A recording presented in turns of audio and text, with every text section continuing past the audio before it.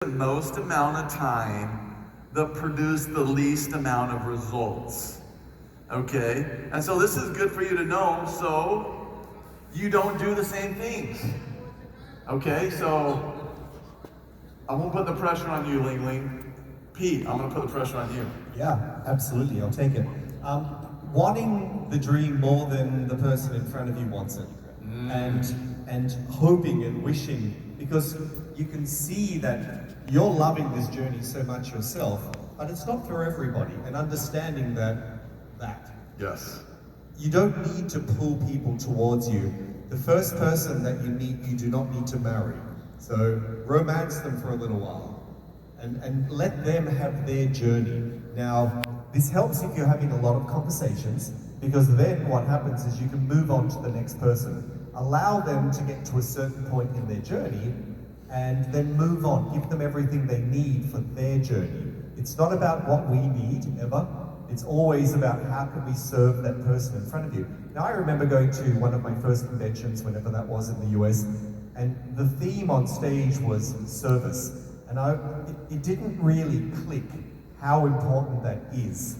So if we stand here and we serve the person in front of us, give them what they need, everything that we want in return will come to us. It's just a byproduct of making sure we're looking after the right people. And again, Victoria will always say, our check represents the amount of lives that we're changing.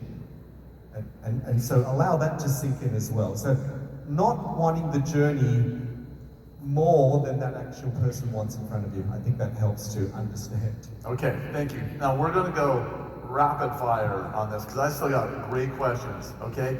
Just quickly, the one thing you wouldn't do. Okay. Go. Quickly, I tell people my job is to make them independent of me as fast as possible. Because in the beginning, you're so excited to have a builder that you're working the math on their power of 3 for them. Because you're just so excited, right? Or you're answering every little hang now question. So teach them where to find the information and the resources and help them become independent of you.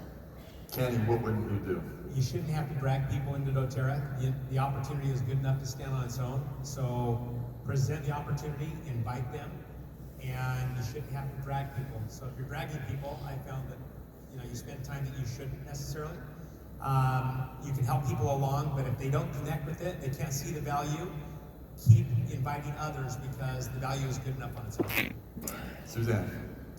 I went years before I felt comfortable sharing the opportunity with people because I thought that seemed pushy and that people, I didn't want to make anybody feel guilty. So I was just recruiting customers and didn't get builders for quite a while until I finally opened my mouth and did start talking about that. So that was my biggest mistake.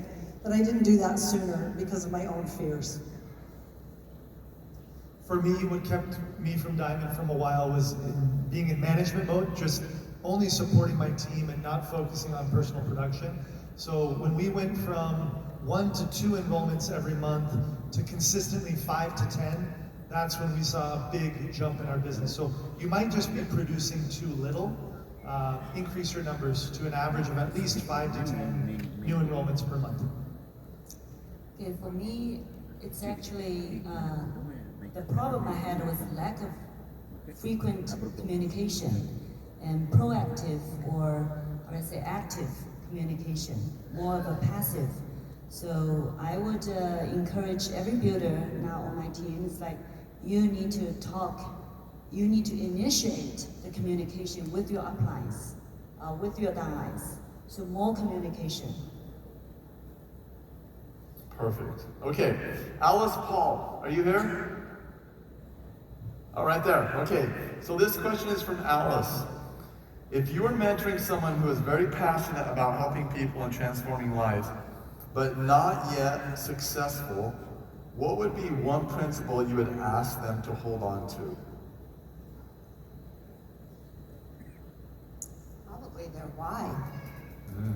And as a leader, I like to know my leaders' whys, because when it gets hard, and it will, then you remind them gently of why they started this in the first place, and that will keep them going. Awesome. Any other thoughts on that one? You have somebody that's passionate and that just don't seem to see the success quickly? I was just gonna say, my favorite word is consistency. Most people know that know me.